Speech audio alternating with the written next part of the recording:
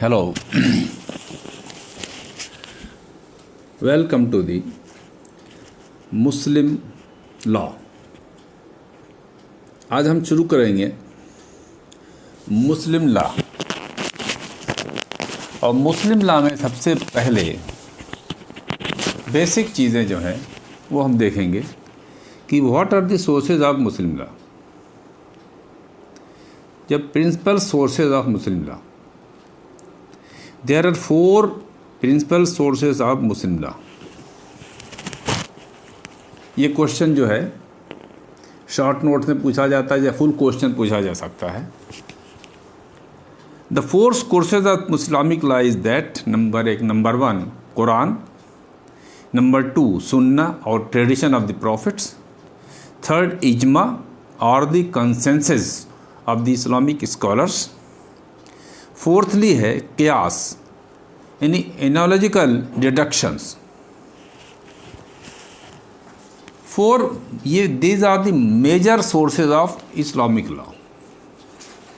Major sources में सबसे पहले हम देखते हैं कि मेजर सोर्सेज में जो कुरान है, Quran has a divine origin which was revealed to the prophet through angel Gabriel. In Quran जो है एक दैवीय किताब है जो कि प्रॉफिट मोहम्मद को फरिश्ता जिब्राइल के ज़रिए अवतरित की गई थी प्रॉफिट मोहम्मद के ऊपर। It is A revealed knowledge, it is not an acquired knowledge. जब नॉलेज की आप बात करते हैं तो एक होती है एक्वायर्ड नॉलेज। कुरान में जो भी नॉलेज है that is revealed knowledge through angel Jibrail. मोटी मोटी बातें हम जानते हैं कि इस कुरान में 6000 वर्सेस हैं, जिसमें से 200 versus deals with the legal principles, 80 versus about inheritance, marriage, divorce and like matters. यानी जो कुरान है इसमें जो आयतें जिसे कहते हैं यानी सेंटेंसेस जितने हैं 6000 हैं, जिसमें 200 वर्सेस जो हैं वो डील करती हैं, वो संबंधित हैं लीगल विधिक सिद्धांतों से रिलेटेड हैं, और 80 के लगभग वर्सेस ऐसी हैं जो कि इनहेरिटेंस यानी उत्तराधिकार, मैरिज विवाह, तलाक और इस तरह से मामले हैं उसको डील करती हैं। The portion of the Quran which revealed at Makkah and some portion of Quran revealed at Medina। मक्का में कुछ हिस्सा जो कुरान का अवतरित हुआ which contains philosophy of life and religion as its faith। यानी मक्का का जो भी दैवीय ज्ञान मोहम्मद सल्लल्लाहु अलैहि वसल्लम को दिया गया वो क्या था? जीवन का फिलॉसफी क्या है, जीवन का दर्शन क्या है, धर्म क्या है, उसके विश्वास क्या है, यानी रिलीजन एंड इट्स फेथ, यानी इस्लामिक फेथ क्या है, व्हाट इज़ द रिलीजन, मूल सिद्धांत क्या है, ये वर्सेस डील करती हैं जो कि मक्का में रिवील्ड हुई। Quran did not abolish all the existing customs and usages but it did abrogate objectionable customs। जहाँ तक अरब में जो कस्टम्स प्रिवेल कर रही थी before the arrival of prophet Muhammad, तो कुरान ने उन सारी कस्टम को उसको जो है एब्रोगेट नहीं किया, उसको खंडित नहीं किया। उन ऐसी कस्टम्स को, ऐसी परंपराओं को खंडित कर दिया जो कि आपत्तिजनक थी, जो समाज के खिलाफ थी, जो सोशल वैल्यूज़ के खिलाफ थी। जैसे फीमेल इन्फेंटिसाइड यानी लड़कियों को जिंदा मार देना, पैदा ही ना होने देना या पैदा होने के बाद उनको ख़त्म कर देना। गैम्बलिंग, जुआ, यूजरी यानी सूदी कारोबार, अनलिमिटेड पॉलीगैमी यानी पुरुष जितनी चाहे महिलाओं से शादी कर सकता था, इसे कहते हैं polygamy, that was not limited. तो जहाँ तक आप जानते हैं कि कुरान ने पॉलीगैमी को लिमिट किया up to the 4 marriage. Female infanticide को ख़त्म कर दिया, गैम्बलिंग जुआ को एबॉलिश कर दिया, सूदी कारोबार को एबॉलिश कर दिया। ये सारी कस्टम जो अरब में प्रचलित थी, उनको ऐसी कस्टम को कुरान ने खंडित कर दिया, समाप्त कर दिया।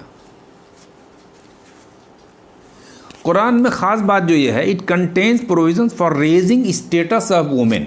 वहाँ जो वुमेन्स की स्टेटस था, जो महिलाओं का स्तर था, जो सामाजिक स्टेटस था, वो बहुत लोअर था, तो कुरान ने उनको सामाजिक स्तर उनका उठाया। Women were granted inheritance right and were considered independent individuals capable of holding property as a full owner. इन्हें जो उत्तराधिकार का अधिकार दिया गया और इन्हें एक स्वतंत्र रूप से संपत्ति धारण करने का अधिकार दिया गया as a full owner, not a limited owner. जो उत्तराधिकार में जो संपत्ति इन्हें मिलेगी, कुरान ने उन्हें उनका फुल ओनर बनाया, किसी तरह से उस पर लिमिटेशन नहीं लगाया। इसके पहले महिलाओं को उत्तराधिकार नहीं मिलता था, महिलाओं का स्तर जिसे कहा गया वहाँ पर बहुत निम्न था। इसको कुरान ने अधिकार दे करके सामाजिक तौर पर भी और संपत्ति के अधिकार दे करके इनके स्तर को काफ़ी ऊंचा किया। अब आगे देखे हैं तो compilation of the Quran. Quran compile इकट्ठा कैसे किया गया, क्योंकि जैसा आप जानते हैं कुरान जो रिवील हुआ है ये प्रॉफिट मोहम्मद पर at a period of 23 years में स्टेज वाइज जैसे जैसे आवश्यकता पड़ती थी कानून की, जैसे जैसे रिलीजियस रूल्स की आवश्यकता पड़ती थी, ये कुरान जो है अवतरित होता था, रिवील्ड होता था और प्रॉफिट उसे अपने कंपेनियंस को जो है उसे सुनाते थे और जो उनका कंपेनियंस थे वो उसे याद कर लेते थे। अब ये जब इसको इकट्ठा करने का काम है तो मौलाना अबुल कलाम आज़ाद जो कहते हैं कि जब ये वही आती है जो नॉलेज रिवील होती थी, जो फरिश्ते जिब्राइल ले करके आते थे, जो बातें बताते थे प्रॉफिट को, उसे वही कहते हैं अरबी में। ये वही जब आती थी तो ये जो साथी होते थे प्रॉफिट के वो उसे याद कर लेते थे, इसके बाद उनसे सुनते थे और उसके बाद जो सही बातें, जो बातें ज्ञान उन्हें मिलता था, जो कुरान उन पर रिवील्ड होता था, उसको जब अप्रूव कर देते थे उसके टेक्स्ट को, तब एक लेखक उसे जब जाके उसे लिखता था कागज़ पर, चमड़ों पर, जगह जगह उस समय जो कुछ उपलब्ध थी उस पर इस पर लिख दिया जाता था। इस तरह से Quran was compiled within 2 years of Prophet's death in the time of first caliph. The first caliph was the Abu Bakr. यानी प्रॉफिट की डेथ के विदिन 2 years ये कुरान कंपाइल्ड हो गया, पहले खलीफा के दौरान, उनके शासनकाल के दौरान। The collection and the arrangement of the wahis took place in Prophet's lifetime and all differences were resolved in the first caliph's time. यानी जो कलेक्शन था वही का, रिविलेशन का जो कलेक्शन था, उसका जो अरेंजमेंट था, किसको पहले रखना है, ऑर्डर ऑफ द वही, order of the Quran, the arrangement of the Quran, it took place in the profits life time. यानी प्रॉफिट की लाइफ टाइम में कुरान को अरेंज कर दिया गया था कि पहले कौन सी चैप्टर है, उसके बाद कौन सा चैप्टर है, और इस बारे में अगर लोगों के बीच में, उनके कंपेनियंस के बारे में कोई भी अगर कोई डिफरेंस आता था उनके ओपिनियन में, तो ये फर्स्ट खलीफा, जो पहले खलीफा थे, उनके ज़माने में ही इसे रिजॉल्व कर दिया गया था। इस्लाम के जो थर्ड कैलिफ थे उस्मान, इन्होंने ये जो कॉपीज़ तैयार हुई थी, ये जो फर्स्ट कैलिफ के ज़माने में जो चीज़ें कंपाइलेशन हो गया था, उसकी जो इसको पब्लिकेशन का काम थर्ड कैलिफ उस्मान के ज़माने में किया गया। और कंपाइलेशन का काम किसके ज़िम्मे था? It was under the supervision of Hazrat Zaid bin Sabit, the companion of the prophet Zaid bin Sabit की देख रेख में इसे कंपाइल किया गया। और ये जो इन्होंने कंपाइलेशन तैयार किया, इसको जाकर के इसकी 4 कॉपीज़ को पब्लिश किया थर्ड कैलिफ उस्मान ने, यानी फर्स्ट और सेकंड कैलिफ ने सारा काम पूरा किया। पब्लिकेशन का काम जो हमें आज मिल रहा है वो थर्ड कैलिफ के ज़माने में हुआ।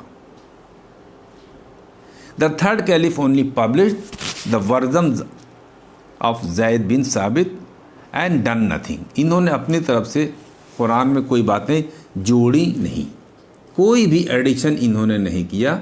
जो compilation first caliph second caliph ने फाइनल किया था, उसी को पब्लिकेशन का काम थर्ड कैलिफ ने किया।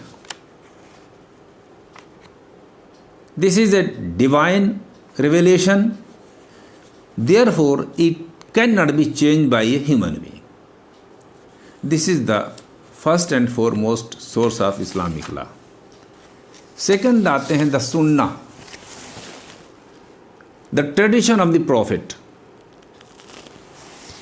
इट सुन्ना और the tradition mean the practice and president of the profit. जो प्रॉफिट ने इस्लाम को कैसे लागू किया, क्या इस्लाम को अपनी प्रैक्टिस में कैसे लाए, व्यवहार में कैसे लाए, और जो प्रेसिडेंट थे, यानी जो कुछ कार्य उन्होंने किया, काम करने का ढंग था, क्या किस कुरान के किस सिद्धांत को कैसे लागू किया, वो एज ए प्रेसिडेंट माना गया और वही प्रैक्टिस मानी गई। तो ये प्रैक्टिस एंड प्रेसिडेंट थे, ये थे the Sunna. These are the Sunna of the prophets, because the principles enunciated in Quran, जो मूल सिद्धांत ब्रॉड जो प्रिंसिपल दिए गए थे वो इनोमिनेट थे कुरान में, और दैट वाज एप्लीकेबल। अप्लाई किसने किया? Their application was in the hands of the profit. उसको अप्लाई करने का काम प्रॉफिट मोहम्मद सल्लल्लाहु अलैहि वसल्लम ने किया, विच गेव बर्थ ऑफ हदीस। ये जो प्रैक्टिस में ये लाई इन सिद्धांतों को, फिर इसे हम कहते हैं हदीस। सुन्ना यानी प्रैक्टिस। कुरान को इन प्रैक्टिस जब हम कहते हैं तो होता है ट्रेडिशंस ऑफ द प्रॉफिट और Sunna. As a source of law, Hadith are binding as a principle of Quran. As a source of law it is binding. ये भी कुरान के सिद्धांतों की तरह ये बाध्यकारी है। लेकिन अहादीस जो ट्रेडिशंस, जो उसका कंपाइलेशन हुआ है, इसको एक्सेप्ट करने के पहले इसकी बहुत ही स्क्रूटनी की जाती है। जो अहादीस की बुक्स लिखी गई, जो ट्रेडिशन पे जो किताबें हैं, उसकी बहुत ही स्क्रूटनी की गई, क्योंकि हदीस प्रॉफिट के जो कंपेनियंस हैं उन्होंने बताई, फिर उनके साथियों ने बताई, और जब हदीस के कंपाइलेशन हुआ तो उसमें स्क्रूटनी की गई कि जो बात ये कही जा रही है क्या प्रॉफिट से रिलेटेड है, प्रॉफिट ने कही थी, और कहने वाला जो है इसकी जो है सोशल स्टेटस क्या है, मतलब ये झूठ तो नहीं बोलता, ये हर बात में पक्का है, झूठा नहीं है, जो बात कहेगा सही कहेगा। तो हर चीज़ की स्क्रूटनी करने के बाद हदीस को एक्सेप्ट किया गया है, तभी ऐसी हदीस को ऑथेंटिक माना गया। सिंगल टेस्टिमनी, अगर एक बात के एक आदमी कहता है और उसको सपोर्ट दूसरे कंपेनियंस नहीं करते हैं, दूसरे बात के साथ ही नहीं करते हैं, तो इसे कहते हैं कि सिंगल टेस्टिमनी पर बेस्ड जो हदीस थी उसे कहा गया it is insufficient to accept. तो हदीस की स्क्रूटनी ये की गई कि एक प्रॉफिट के एक कंपेनियन ने एक बात कही, उनके साथी ने, दूसरे ने भी उसी को सपोर्ट किया, तीसरे ने भी सपोर्ट किया, एंड एक सीरीज से एक सिलसिला था, सब ने उसी बात को जब सपोर्ट किया तो इसकी स्क्रूटनी के बाद माना गया कि हाँ ये बात सही है, this is a tradition acceptable, यानी ये सुन्नत जो है ये ही स्वीकार थी। द ऑथोरिटेटिव कलेक्शन, जो कलेक्शन हदीस के मेन कौन हैं आप जानते हैं, जैसे कहते हैं बुखारी, एक इमाम बुखारी थे, उन्होंने हदीस का कलेक्शन किया, उनकी किताब को कहते हैं बुखारी। मुस्लिम, दूसरे स्कॉलर हैं मुस्लिम, फिर तीसरे स्कॉलर हैं इब्ने माजा, एक और इसका स्कॉलर है नसाई, और इसकी 2-3 कलेक्शन और हैं। तो ये इन लोगों ने हदीस को कलेक्ट किया with all scrutiny which is acceptable as a source of law. The third source of law जो हम देखते हैं वो Ijma. Ijma means the consensus of the highly reputed Islamic scholars which had been established by the agreement among highly qualified Islamic scholars. इजमा के through, consensus के through जो कानून, जो विधि हमें मिल रही है, वो इस्लामिक जो स्कॉलर्स थे, जो हाईली क्वालिफाइड थे, उनकी एक मत जो था, किसी मामले पर एक मत जब वो इकट्ठा हो गए, उनकी मतैक्य जब हो जाता था, कंसेंसस होता था, उससे ये रूल्स निकलते थे। तो वो रूल्स कहलाए इजमा, यानी सारे हाईली क्वालिफाइड इस्लामिक स्कॉलर्स उस पर मतैक्य थे। It is equally binding on the people to act which is not contradictory to the Quran and the Sunnah, यानी ऐसा इजमा, ऐसा कंसेंसस जो कुरान और सुन्ना के विरुद्ध नहीं है। The broad principles laid down by Quran and the tradition and the precedents of the prophet, उसके अगेंस्ट ये कंसेंसस नहीं है। तो अगर उसके अगेंस्ट कंसेंसस नहीं है, then this consensus is binding. वजह क्या थी, कंसेंसस की ज़रूरत कहाँ पड़ती थी? हनफी स्कूल ये कहता है the provision of law must change with changing times. समय अगर बदल रहा है, कोई नई आवश्यकता सामने आ रही है और उसके बारे में कोई डायरेक्शन, कोई सीधा मार्गदर्शन कुरान और सुन्ना में सीधे नहीं मिलता जो प्रिसाइजली बता दे हमें आपको क्या करना है, तो ये कहते हैं school of Hanafi school of thought कहता है कि the law must change but the changing of times. इसी तरह मालिकी स्कूल ऑफ थॉट्स क्या कहता है कि new facts required new decisions. अगर फैक्ट्स, नए तथ्य सामने आ रहे हैं जो उसके पहले नहीं थे, तो उन तथ्यों पर हाईली क्वालिफाइड जो स्कॉलर्स थे, जो इस्लामिक स्कॉलर थे, जो बुद्धिजीवी थे, जो इस्लामिक कुरान पर, हदीस पर कि जो बड़े बड़े स्कॉलर्स थे, वो मिल करके इकट्ठा उनकी जो एक राय होती थी, तो उस राय को माना जाता था। तो जब नए फैक्ट्स आए तो ये हमारे जो ग्रेट स्कॉलर्स थे, उन्होंने जो कॉन्सेंसस दिया वो भी रूल ऑफ लॉ बना, एज सोर्स ऑफ लॉ माना जाता है। लेकिन ये हमेशा ये याद रहेगा कि इजमा और consensus it should not be contrary to the principles laid down in Quran and Sunnah.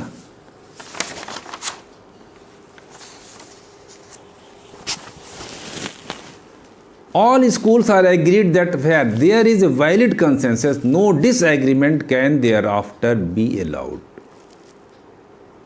जो 4 स्कूल ऑफ थॉट्स हैं मेनली इस्लाम में, ये सारे स्कूल के मानने वाले इस बात पर एग्री हैं कि जहाँ एक विधिपूर्ण मतैक्य हो जाता है, एक वैलिड कंसेंसस सामने आ जाता है, अब किसी को भी डिसएग्री करने के लिए इजाज़त नहीं दी जाएगी। No disagreement can be allowed. इसी कंसेंसस से doctrine of Ijtihad was employed. Ijtihad meaning the exercise of one's reason to deduce a rule of Sharia. The exercise of one's reason, reason दे करके, कारण पूरा बता करके, स्पष्ट करते हुए, यानी विश्लेषण करने के बाद, जो सिद्धांत है उसका विश्लेषण करने के बाद कोई शरीयत का कानून तैयार करना, तो इसे कहते हैं इज्तिहाद। तो कॉन्सेंसस की लाइन में आता है एक और वर्ड, इज्तिहाद। लेकिन इज्तिहाद में भी यही सिद्धांत माना जाएगा as a general rule that the principle laid down by the Quran and Sunna must always be followed. Consensus हो, इज्तिहाद हो, लेकिन कुरान और सुन्नत पर भी बेस होगा।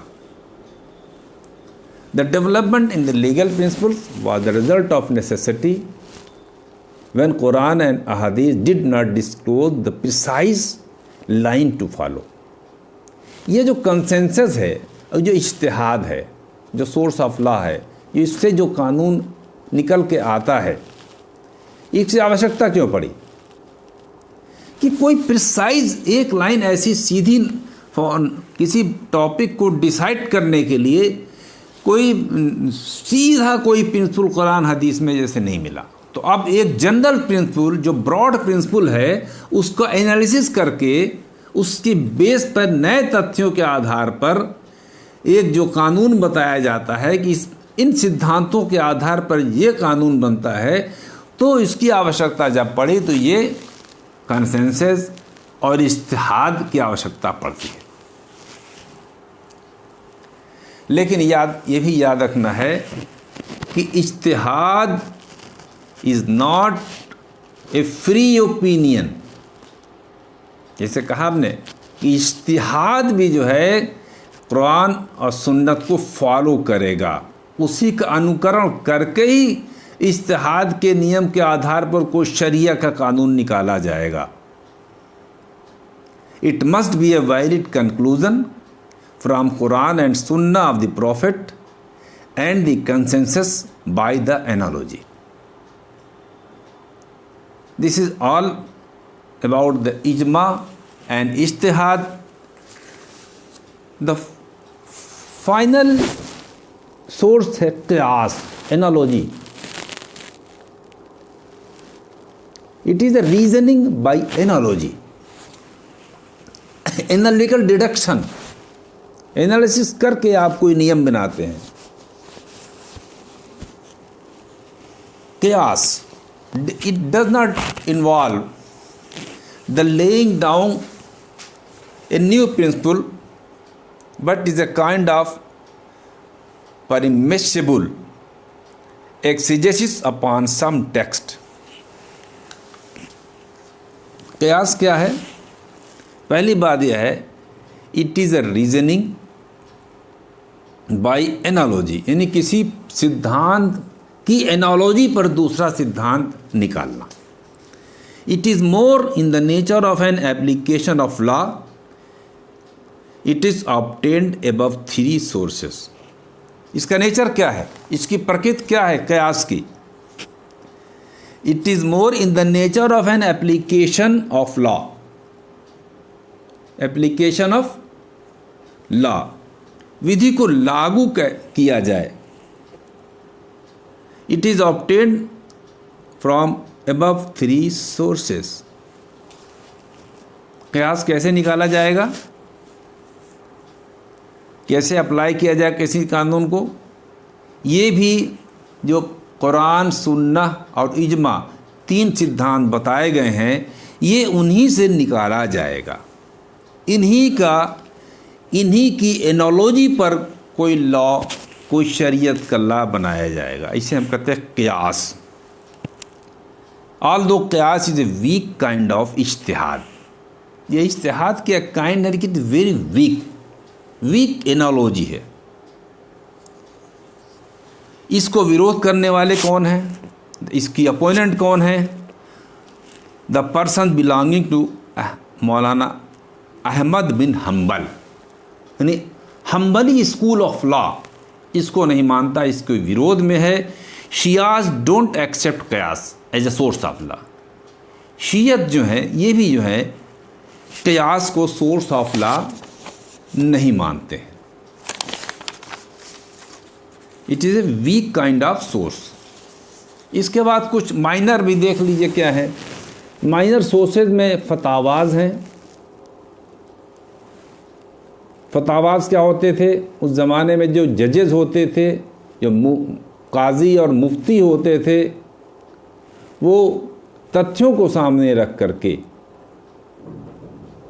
जो विचार जो देते थे, जो अपना नतीजा निकालते थे, जो निष्कर्ष देते थे, जो फतवा जिसे कहते हैं, फतवा इंग्लिश में कहते हैं decree by a mufti, decree by the opinion of the Islamic जजेस। किसी फैक्ट एंड सर्कमस्टेंसेस पर वो जो निष्कर्ष निर्णय देते थे वो भी मान्यता प्राप्त हो जाते हैं, वो भी एज ए एक सोर्स ऑफ लॉ का एक ज़रिया वो भी हैं, स्रोत हैं। आज के दौर में जैसे प्री इंडिपेंडेंट में बहुत से प्रिंसिपल लेट डाउन किए हैं प्रिवी काउंसिल ने, फिर बहुत से प्रिंसिपल लेट डाउन किए हैं सुप्रीम कोर्ट ने। तो ये जुडिशल डिसीजंस हैं, फतावाज हैं, ये भी एक minor source of Muslim law है। द कस्टम, लास्ट में देखिए, the value of custom Islamic law as a source of law. आप जानते हैं कि हर फील्ड में कस्टम एंड यूसेज को जब आप पढ़ते हैं, लीगल प्रिंसिपल पढ़ते हैं आप, तो लीगल माना जाता है कि custom and principle having force of law, तो उसे लॉ की कैटेगरी में रखते हैं। इस्लामिक जूरिस्प्रूडेंस में आप देखेंगे the custom and usage of Arabia which were not expressly abrogated bye the Quran and अहादीस। बहुत सी कस्टम प्रिवेल थी, जैसे शुरू हमने बताया कि ऐसी कस्टम थी जैसे female infanticide, gambling, usury, unlimited polygamy. ये सारी कस्टम को कुरान ने एब्रोगेट कर दिया, ख़त्म कर दिया। सूदी कारोबार ख़त्म कर दिया, जुआ ख़त्म कर दिया, महिलाओं को जो मार देना था उसको ख़त्म कर दिया। ये ऐसी कस्टम परंपराएं थी जो वहाँ प्रिवेल कर रही थी, उसे ख़त्म कर दिया गया। लेकिन बहुत सी कस्टम ऐसे और यूसेज ऐसे थे विच वर नॉट एक्सप्रेसली एब्रोगेटेड, जिसे कुरान और सुन्नत के द्वारा स्पष्ट तौर पर खंडित नहीं किया गया। कहते हैं ऐसी कस्टम्स, ऐसी यूसेज ये ऑपरेटिव हैं unless it is oppose to a principle contained in Quran Hadith, जिसे कुरान ने एब्रोगेट नहीं किया। अगर वो कस्टम अब भी हैं और कुरान हदीस के विरुद्ध में नहीं हैं, उनके खंडन में नहीं आती हैं, उनको खंडित नहीं करती हैं, तो ये ऑपरेट कर रही हैं।